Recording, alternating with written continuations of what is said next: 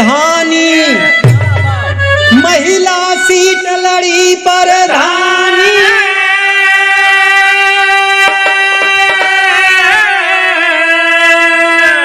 चंचल दैया भौजी बानी, नादानी चिन्ह है खटिया कैसे बनी परधान।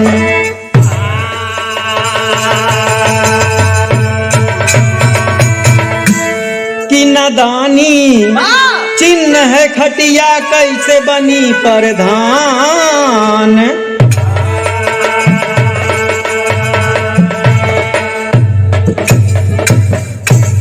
सभी श्रोताओं के बीच में एक हास्य रस का विरह प्रस्तुत है। गाने का शीर्षक होगा खटिया पे परधानी। एकदम आप लोटपोट हो जाएंगे। एक गांव में चंचल दैया भौजी है, संजोग बस भैया वहाँ गांव की प्रधानी का सीट महिला आई। तो गांव के लोग विचार किए कि चंचल दैया भौजी हमारे बड़ी शौकीन यहाँ है, और अब केरी प्रधानी में का मौका दिया जाए। तो क्या कहना है बाबूजी?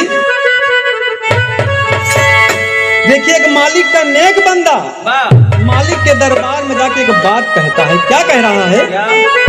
कि मोहम्मद नाज है, अरे मोहम्मद नाज है कमली तुम्हारा बंदा है।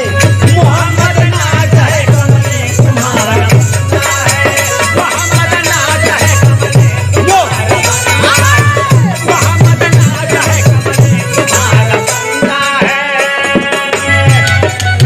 मोहम्मद नाज है कमली तुम्हारा बंदा है।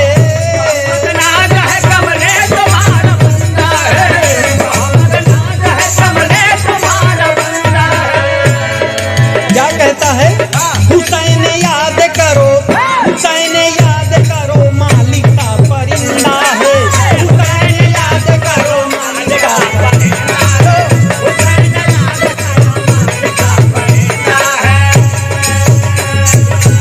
ए भैया, लेकिन इधर लोग विचार क्या करते हैं कि चंचल दैया भौजी हमारे एकदम फिट है। क्या कहना है बाबूजी? कि चंचल दैया बहू, चंचल दैया बहू गांव की प्रधानी है। चंचल दैया बहू गांव की प्रधानी है। चंचल दैया बहू गांव की प्रधानी है। चंचल दैया बहू गांव की प्रधानी है। दैया बहू गांव की प्रधानी है। चंचल दैया बहू गांव की प्रधानी है। महिला सीट आई, महिला सीट आई लड़ो तुम जवानी है। महिला सीट आई लड़ो तुम जवानी हो। महिला सीट आई लड़ो तुम जवानी है। ए भैया, गांव को मनाई सब विचार कई के अब की प्रधानी में जान ला। चंचल दैया भौजी के सब तैयार कई देहन, एकदम शौकीन यही जान ला।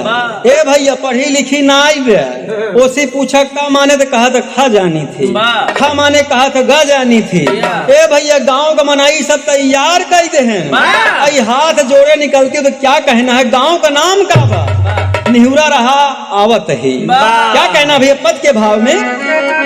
कि एक गांव रहा गजब नाव रहा, एक गांव रहा गजब नाव रहा। मूर्खन के अदालत लागल बा, मूर्खन के अदालत लागल बा, मूर्खन के अदालत लागल बा। चंचल दैया प्रधानी लड़ी गौवा के भगिया जागल बा, गौवा के भगिया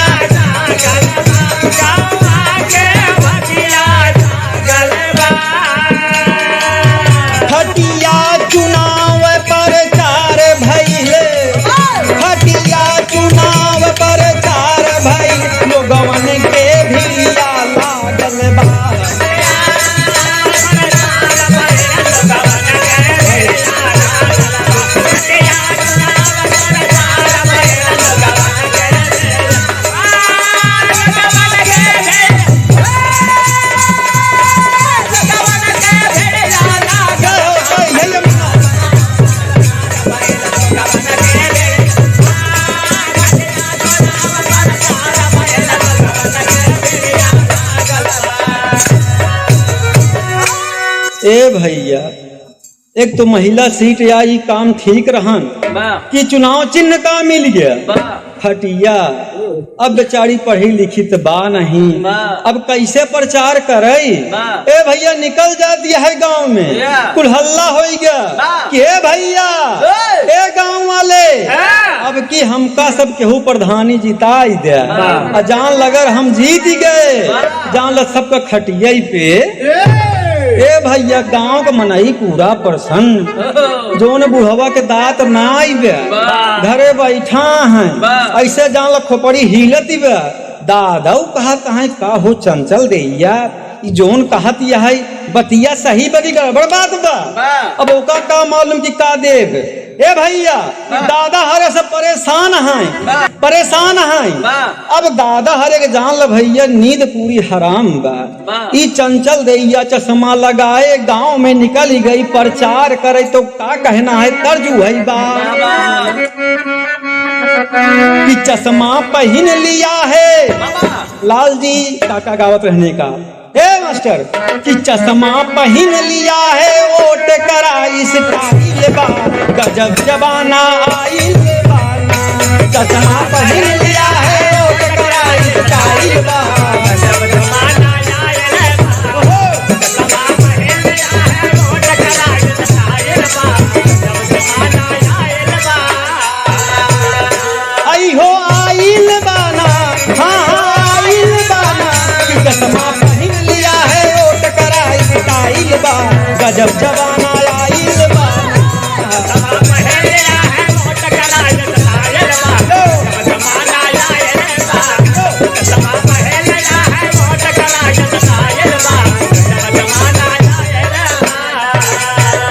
ए भैया गांव में दादा घरे जान खाए का जुआर ना आइबे।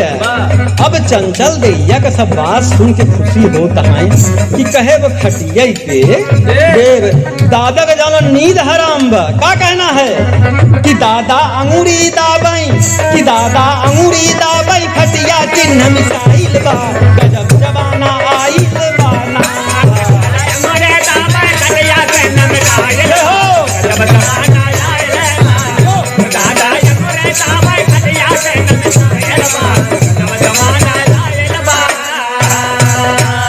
ए भैया जोन मान लब जवान है जाय गए, लेकिन जोन बुढ़ाई गया है भैया राकेश 80 पार होत हैं, लई के लाठी हिलत हैं, चल नहीं पावत हैं। कहता है चंचल दैया जना कुछ कहत रही का भैया? कहन हाँ दादा अब की खटिए पे दे। कहन कस या लागत मोर बुढ़ौती एक बार फिर जवानी पे हैबे काम करेगी। दादा एकदम तैयार होता है, पूरा गांव खुशी बा। अब की प्रधानी में चंचल दैया का सब केहू जितावा और खटिया पे सब केहू पावा। अब भैया उनका का मालूम कि चुनाव चिन्ह है यार, हम बताए भैया गांव का नाम ही है, निहुरा रहा आवत ही। ए भैया का कहना है? एकदम गांव पूरा खुशी है। आई चंचल दैया चश्मा लगाए, रामदेव मास्टर गुटका खाद की मस्तक चली जाती है। का कह दे भैया तेरे भाव में कहना है घाटी प्रयागराज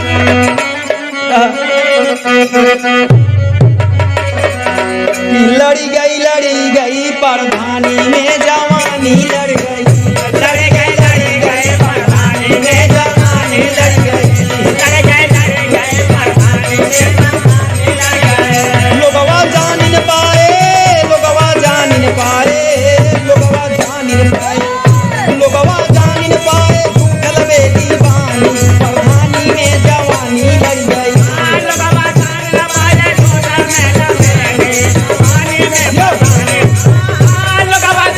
पाए,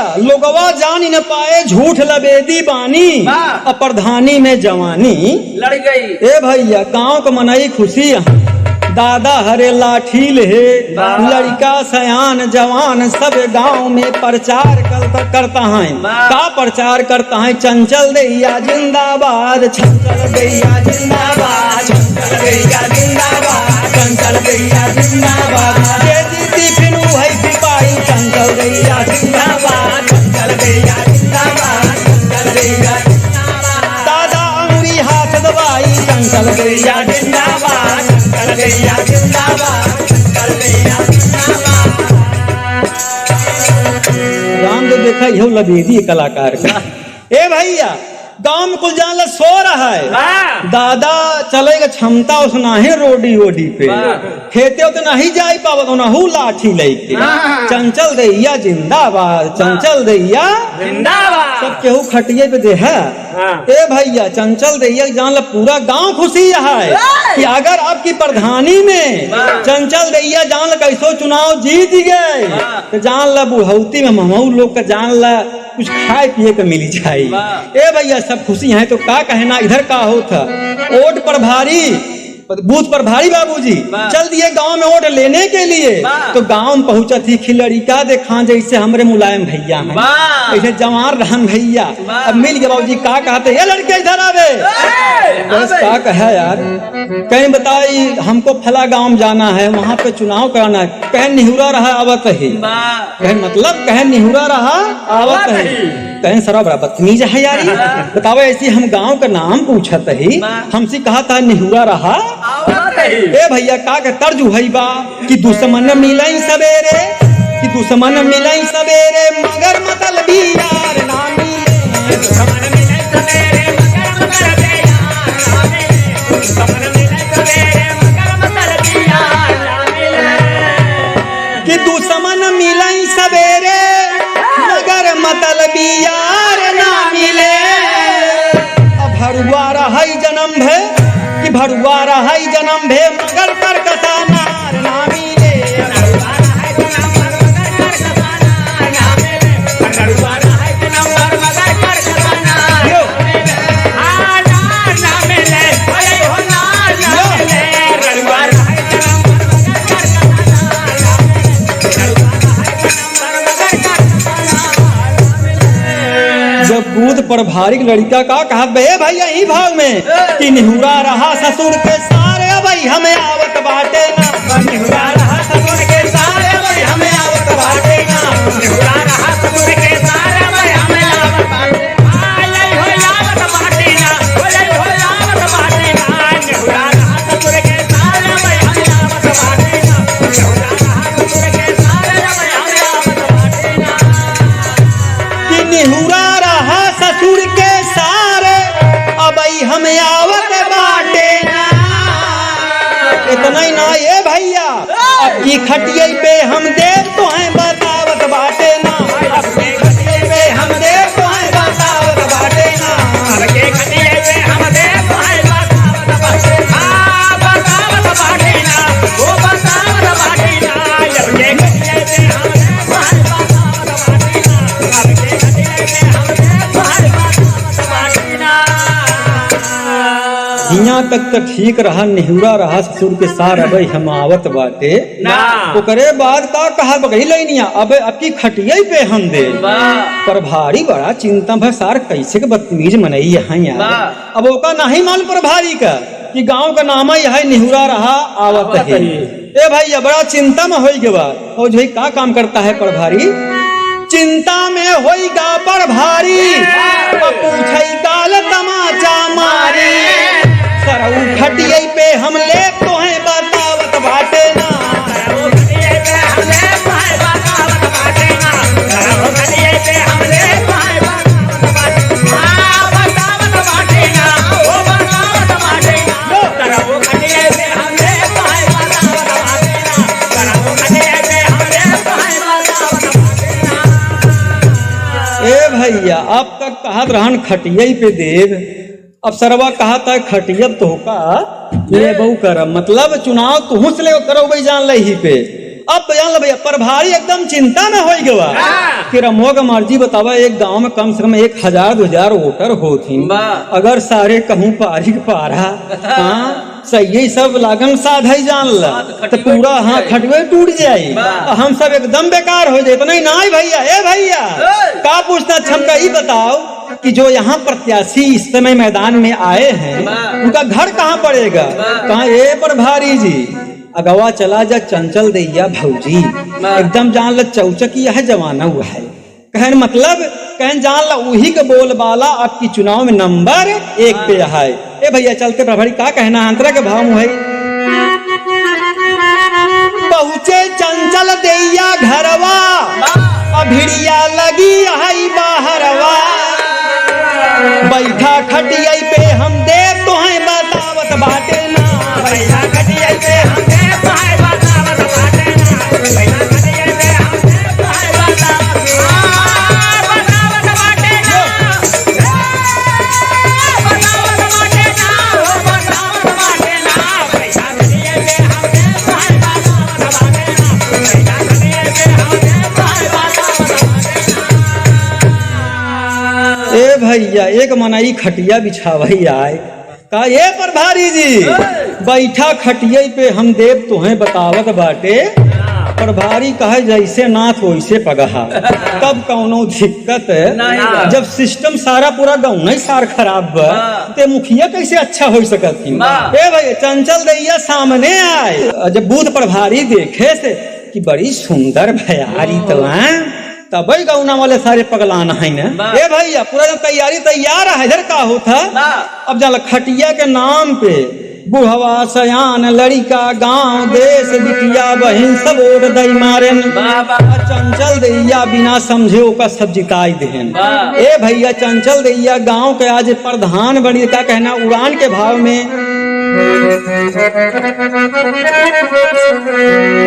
कि चुनाव खत्म भा चंचल दैया बनल गांव प्रधान, चुनाव खत्म बा चंचल दैया बनल गांव प्रधान। अरे गांव के लोगवा हिस्सा मांगई, अरे बैठा यहाँ मकान हो प्रधानी में जवानी लड़ी गई, अरे खटिया बिछा सजाए घरवा लखई परानी, प्रधानी में जवानी लड़ी गई।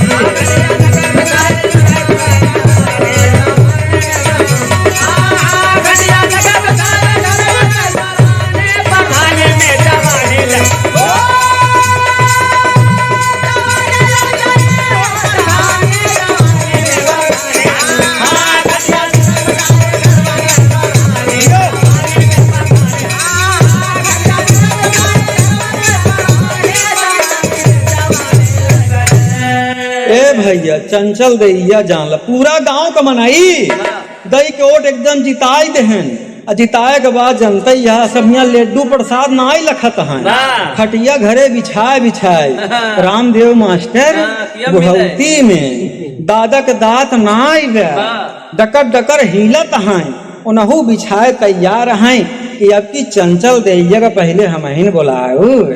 ए भैया पूरा गांव का मनाई जाए के आज प्रधान घरे बैठा है कि ए चंचल दैया भौजी ई बतावा पहला नंबर मतलब केकर शुरू होई।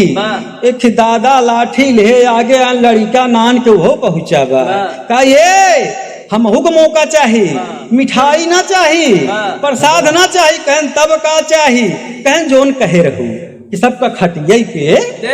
ए भैया का कहना है खाटी प्रयागराज बा,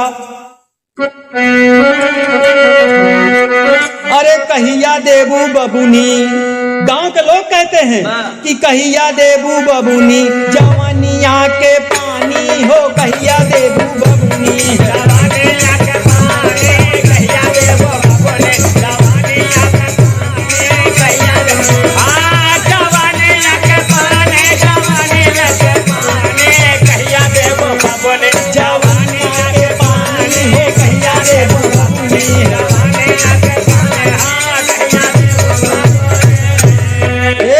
पूरा सब घर घेरे हैं, क्या कहना है लई का जवान बुढ़वा घेरा ले अंगनावा, लई का जवान बुढ़वा घेरा ले अंगनावा।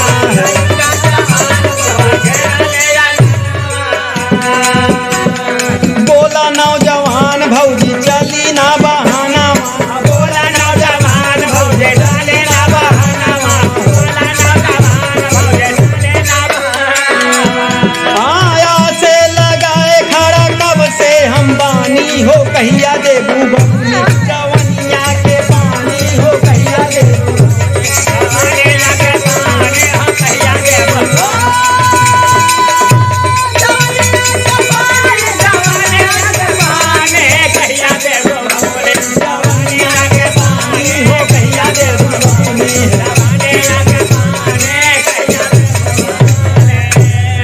ए भैया चंचल दैया कहत है कि मिठाई खाई ले लड्डू खाई ले एक आठ अधी पी लो लेकिन कहे ना ना ना ना गुटखा खाई ले हाँ 5 सुपारी ले ले एक आठ बीड़ा थाम ले कहे ना ना ना ऐसी काम ना चली कहे भोजन कैले कहन ओहू से काम ना चली कहन तब का कहन बियर पी ले कहन ओहू से काम ना चले कहन तब का चाहिए कहन जोन कहे हो सबका खटिया पे दे। ए भैया चंचल दैया कहन तुम सब बेवकूफ आदमी हो अरे हमार चुनाव चिन्ह रहन है कहन देखा पलटा जिन पर धाइन हम सब दादा हमारे सब पूरा गांव गवाया है तू यही बात कहे रहू अगर अब तेरी हम प्रधानी जीत जा तो सबका खटिया पे अब कहे पलटती यहा दादा कहा देख बिट्टी जोन गांव को मनाई कहा कहा एकदम सही बात है। ए भैया चंचल दैया लगी सोचे रामदेव अगर कहूँ पारी के पारा 2-4 थी हो तो बात समझ में आवे पूरा गाँव नहीं वो खटिया पे ले। ए भैया क्या कहना बाबूजी बात नहीं बनती है बाबूजी आगे क्या होता क्या कहना है अंतरे में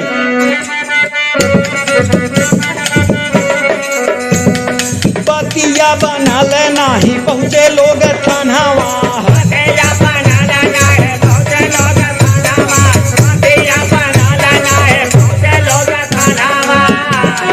सुना हो दरोगा हमारा लिखा कुल बयानावा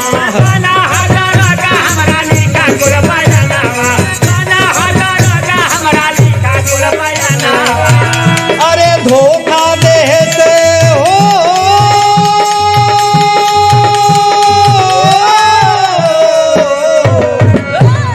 धोखा दे हमारी गांव पर धानी हो कहिया देबू बबुनी जवनिया के पानी हो कहिया देबू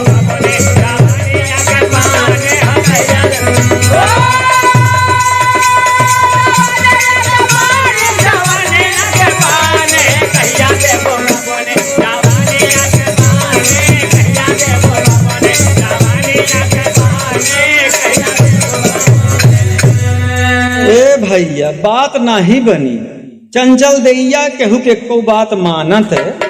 ए भैया का काम करते हैं गांव के लोग सब पहुंच गए थाने रामदेव उम्र का लिहाज ना ही करता है कि बार बा की नहीं बा दांत बाकी नहीं बा हाँ कोनो सिस्टम बाकी नहीं बा कहने दरोगा जी मुकदमा लिखो कहन कैसा मुकदमा है कहन मुकदमा यहाँ टाइप के बा कि हमारे गांव में चंचल दैया लड़ी प्रधानी कहन ठीक आगे बताओ कहन कहे रही सबसे कि अगर हम चुनाव जीत जा तो सबका खटिया पे तो दरोगा जी कहने कोनो प्रसादी है कहा बे ये बता क्या है चंचल दैया औरत है कोई प्रसादी है कहन जान लगा बताई दरोगा जी समझ ला बड़ी सुंदर यह है कहन प्रसाद का नाम बताओ कहन नाही चंचल दैया भौजी हमारे कहनी बताओ सारे हरे तो रहन पगलाई गया है बताओ एक औरत पूरे गांव बट गई है खटिया सबके दे जान ल चुक जाई कहन नाही दरोगा जी हमसे बात यही भई रही और जो का काम करता दरोगा जी कह सुना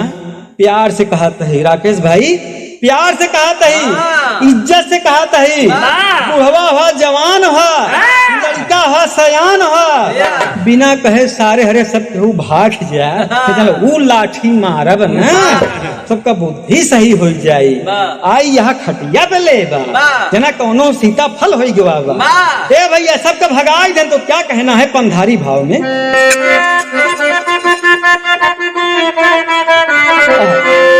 एक गलती से कितनी अरे भारी भूल हो गई ले कि एक गलती से कितनी अरे भारी भूल हो गई ले लोगवा समझ न पाए गांव की खटिया सूल हो गई ले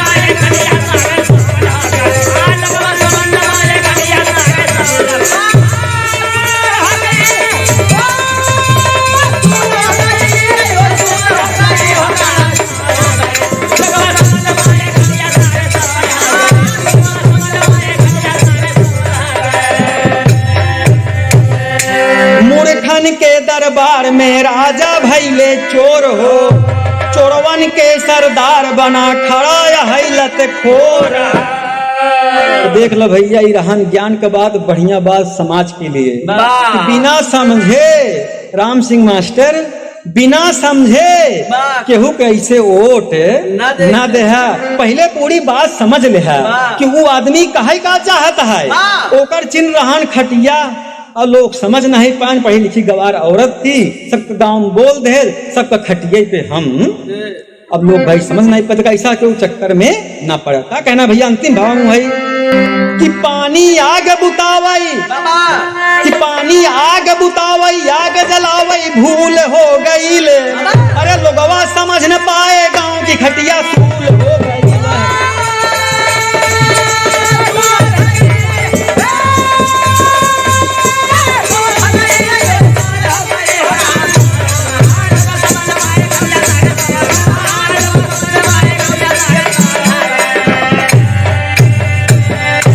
देखा भैया, ई रहन समाज के लिए ज्ञान का बात, बढ़िया बात। हाँ, क्या कहना भैया अंतिम भाव है कि जोता वाली जोत जले, पर्वत मंदिर आज, दुखिया ऊपर दया करा, सदा समारा काज। प्रधानी में जवानी लड़ गई, अरे गवैया भूपेंद्र का किस्सा सुना कहानी। प्रधानी में